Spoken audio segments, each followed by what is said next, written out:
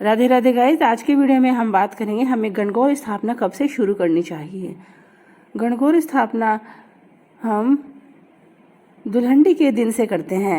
होलिका दहन की जो राख होती है उसे प्रातःकालीन जल्दी उठकर भी हम होलिका दहन वाले स्थान से लेकर आ सकते हैं, और रात के समय भी हम जो राख लेकर आते हैं सुबह वह ठंडी हो जाती है, तब हमें उसके 16 पिंडिये बनाने होते हैं। उसमें थोड़ी सी काली मिट्टी मिलाकर बनाते हैं हम।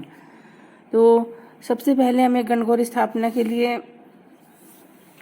एक पाटा लेना होता है, और जो पाटा होता है उसके ऊपर 1.25 रुपया और सुपारी का गणेश जी भी बना सकते हैं हम, और गणेश जी की प्रतिमा भी स्थापित कर सकते हैं, और मिट्टी के गणेश जी भी स्थापित कर सकते हैं। फिर हमें जो मिट्टी का एक पात्र लेना होता है जिसको हम कुंडा बोलते हैं, उसके अंदर थोड़े दूब के तार बिछाकर हमें जो दुल्हनडी की राख होती है उससे 16 पिंडिये बनाने होते हैं, और वो उसके अंदर रखने होते हैं। और फिर हमें एक लोटा लेना होता है। लोटे के अंदर हमें पानी डालना होता है। उसके अंदर हमें दूब, जिसको हम ध्रुवा घास भी बोलते हैं, वो रखनी होती है, और पूजा के लिए फूल रखने होते हैं, जो हम सुबह सुबह किसी मंदिर, बगीचे, यहाँ कहीं से भी सारी जो लड़कियां होती हैं, 16 लड़कियां जो गणगौर पूजती हैं, वो सभी गीत गाते गाते जाती हैं और लेकर आती हैं। फिर हमें एक ओडा कोडा बनाना होता है। उसके लिए हमें एक मिट्टी का पात्र लेना होता है। उसके अंदर कोडी, सुपारी, हल्दी की गांठ और चांदी का छल्ला और एक चांदी का सिक्का या 1 रुपये का सिक्का भी हम ले सकते हैं। उसके अंदर हमें पानी डालना होता है। और ये पिंडियाँ हमने बनाई हैं, ये ईश्वर और गणगौर जी के स्वरूप होते हैं।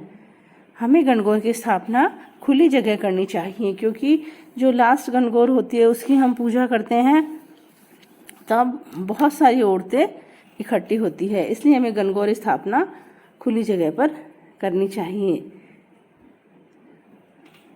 और सबसे पहले हमें क्या करना होता है, जो गणगौर की पिंडियाँ हमने बनाई हैं उन सभी को सबसे पहले रोली का तिलक लगाना होता है, फिर मेहंदी का तिलक लगाना होता है, फिर काजल का तिलक लगाना होता है, और दीवार पर हमें एक पेपर चिपकाना होता है। कई कई जगह पेपर नहीं चिपकाते, दीवार पर ही बिंदिया लगाते हैं। तो जो कुंवारी कन्या 8-8 और जो विवाहित महिलाएं होती हैं वो 16-16 जो टिक्की होती है वो बनाती है। उसमें सबसे पहले हमें कुमकुम की टिक्की लगानी होती है, फिर हमें मेहंदी की टिक्की लगानी होती है, फिर हमें काजल की टिक्की लगानी होती है, और हमें स्वयं के भी तिलक करना चाहिए। और सबसे पहले हमें गणेश जी के तिलक करना चाहिए, फिर जो पिंडियाँ बनाई हैं उनके तिलक करना चाहिए। पहले दिन ही हम जो पिंडियाँ होती हैं उनके तिलक करते हैं, और रोज़ तो हम फिर छांटे ही देते हैं। और इसके पश्चात गणगौर माता के सुंदर सुंदर अच्छे अच्छे गीत गाए जाते हैं, और पानी का कलश साथ में रखते हैं, और हाथ में ध्रुवा लेकर जो जोड़े होते हैं वो 16 बार गीत गाते हुए गणगौर का पूजन करते हैं। और जो गणगौर का पूजन जोड़े से करते हैं तो वो बहुत ही शुभ माना जाता है। जो तो कंवारी लड़कियां होती हैं वो कंवारी लड़कियों के साथ, और विवाहित स्त्रियां विवाहित स्त्रियों के साथ जोड़ा बनाकर गणगौर माता को दूब के जो तार होते हैं उनके मोली लपेटकर बनाते हैं हम, वो एक एक हाथ में लेकर उनसे छांटे देती हैं और जोड़े से पूजा करती है। इसके पश्चात गणगौर माता की और गणपति जी की कहानी सुनी जाती है, और पाटे के गीत गाए जाते हैं, फिर उनको प्रणाम किया जाता है, और भगवान सूर्य देवता को भी जल चढ़ाया जाता है। और ऐसे ही पूजन जो विवाहित कन्याएं, विवाहित स्त्रियां 16 दिन तक करती हैं। और शुरू के 7 दिन तो ऐसे ही पूजन किया जाता है।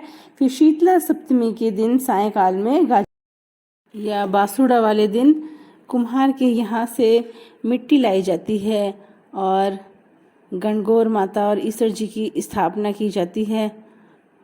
और फिर स्थापना करने के पश्चात उनकी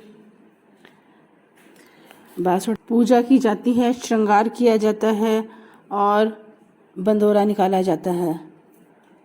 इस दिन हम गणगौर माता का बहुत सुंदर श्रृंगार करते हैं, उनको वस्त्र पहनाते हैं, महिलाएं गीत गाती हैं।